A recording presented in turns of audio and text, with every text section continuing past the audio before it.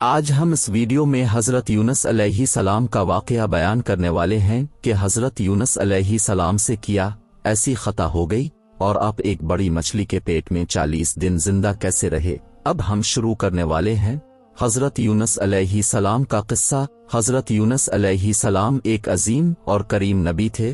ان کا قصہ قرآن کریم میں ایک انوکھا قصہ ہے اور اب سیدنا ابراہیم علیہ السلام کی نسل میں سے تھے۔ آپ کو مچھلی والے کے نام سے بھی جانا جاتا ہے۔ اللہ تعالیٰ نے آپ کو ایک عظیم بستی کی طرف مابعوث کیا جس بستی کو نینوا کے نام سے جانا جاتا ہے۔ یہ عراق کے شمال میں واقع تھی، موصل کے بالمقابل تھی۔ ان دونوں کے درمیان دریائے دجلہ واقع تھا۔ موصل دریا دجلہ کے کنارے واقع تھا جبکہ اس کے بالکل سامنے نینوا کی بستی تھی۔ امام ابن کثیر رحمۃ اللہ علیہ نے نینوا کے بارے میں اور آثار اور واقعات کے بارے میں لکھا ہے جو ان کے زمانے میں موجود تھی۔ وہاں کچھ بت تھے جو اوندھے منہ گرے پڑے تھے۔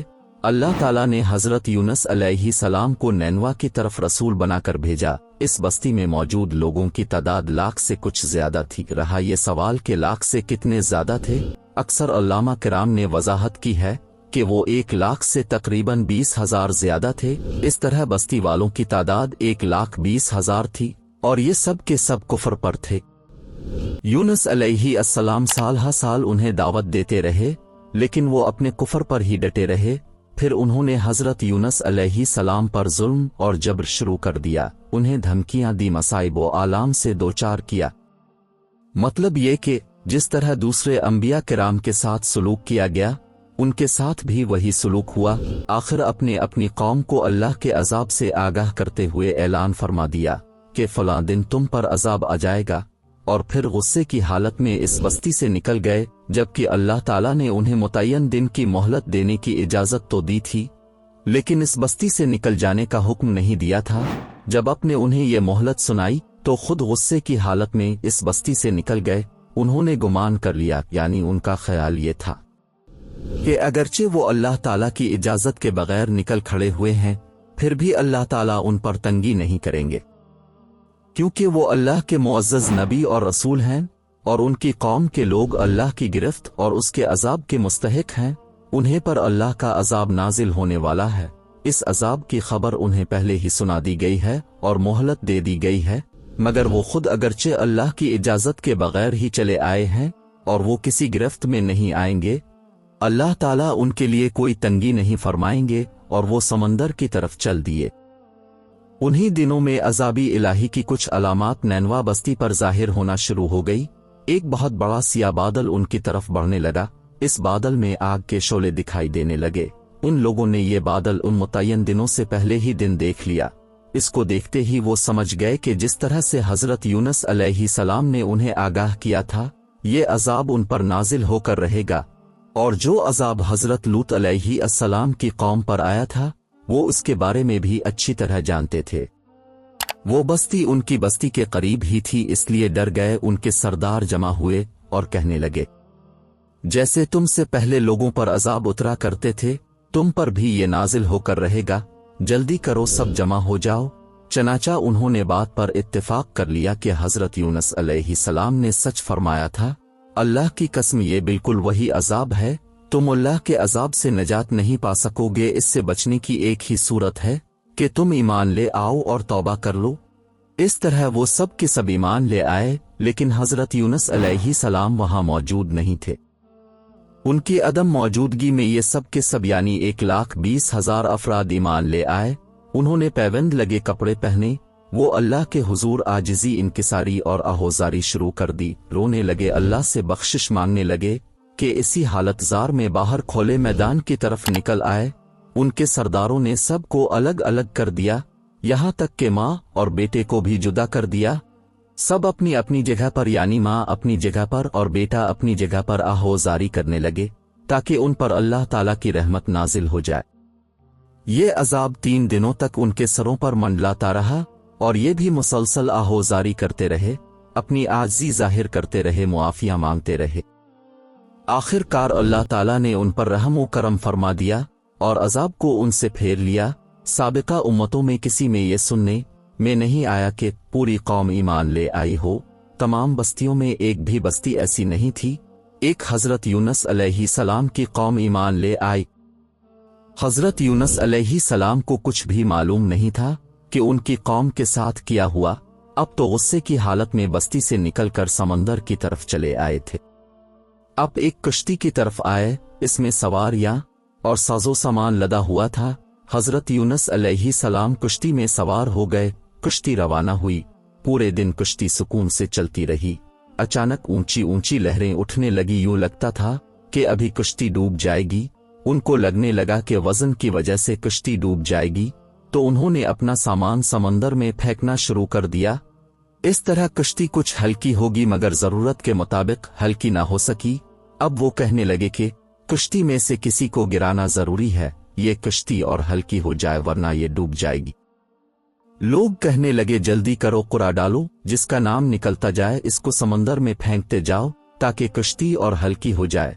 जब कुरा डाला गया तो सबसे पहले हजरत यूनुस अलैहिस्सलाम का नाम निकला। सब लोग कहने लगे कि देखने में तो ये ऐसे नहीं लगते, उनके चेहरे पर तो सजदों के निशानात हैं, उन्हें रहने दो, फिर कुरा डालो। जब फिर कुरा डाला गया फिर से उन्हीं का नाम निकला। सब हैरान हो गए। तीसरी दफा फिर से कुरा डाला गया, इस बार भी हजरत यूनुस अलैहिस्सलाम का नाम निकला। तो आखिर लोगों ने हजरत यूनुस अलैहिस्सलाम को उठाकर समंदर में फेंक दिया, और जैसे ही वो समंदर में गिरे हैं तो एक बड़ी मछली ने आकर उनको निगल लिया। अल्लाह ताला ने इस मछली को हुक्म दिया था कि उनको खाना नहीं और ना ही उनके जिस्म को कोई नुकसान पहुंचे। तो फिर जब मछली ने उनको निगल लिया तो वो अपने आप को मलामत करने लगे, यानी वो समझ गए कि बार बार उनका नाम जो करंदाजी में निकलता आ रहा है तो वही मकसूद है। चुनांचे खुद को मलामत करने लगे, और ये मलामत तौबा की इब्तिदा है। इंसान खुद को मलामत करता है। अब हजरत यूनुस अलैहिस्सलाम मछली के पेट में थे। अल्लाह की कुदरत अब मछली के पेट में 3 दिन तक रहे। बाज रवायात में 7 दिन और ज्यादा से ज्यादा मुद्दत 40 दिन आई है। अपने मछली के पेट में अल्लाह ताला को पुकारा। आखिरकार वो अंधेरों के अंदर से पुकार उठे।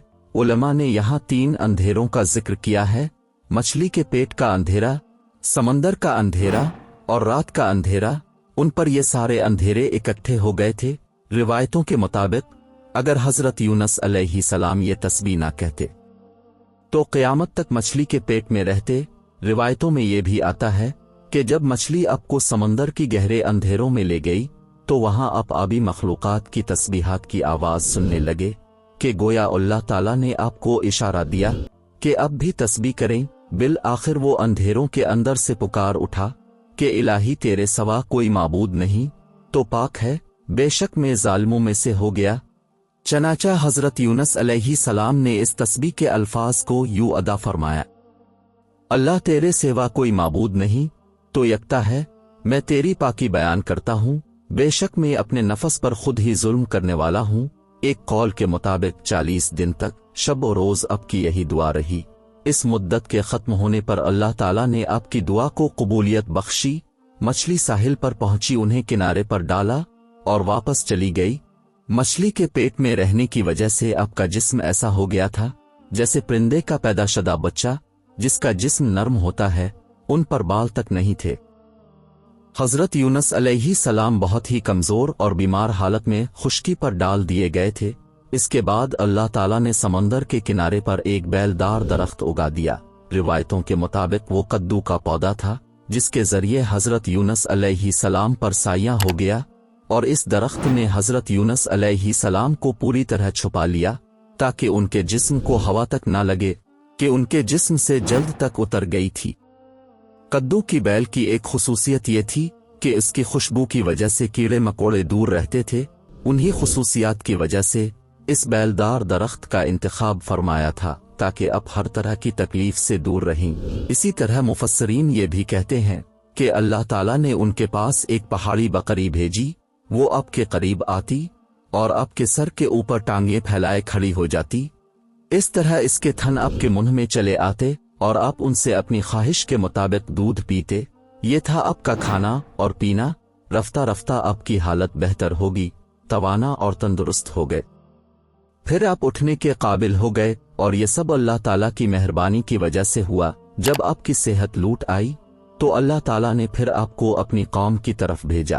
اب جب اپنی قوم کے پاس پہنچے تو انہوں نے آپ کے ہاتھ پر بیعت کر لی اور اللہ سے توبہ کرنے لگے۔ پھر اللہ تعالیٰ نے ان پر اپنا کرم فرمایا اور ان کو کافی عرصے تک عیش و عشرت کی زندگی عطا فرمائی۔ اس قصے سے ہمیں یہ سبق ملتا ہے کسی بھی حال میں ہمیں اللہ تعالیٰ کی رحمت سے مایوس نہیں ہونا چاہیے اور نہ ہی ہدایت کے معاملے میں اپنی ذات پر بھروسہ کرنا چاہیے۔ ہدایت تو بس اللہ ہی کی طرف سے ہے، آپ کے ذمے صرف پیغام حق پہنچانا ہے۔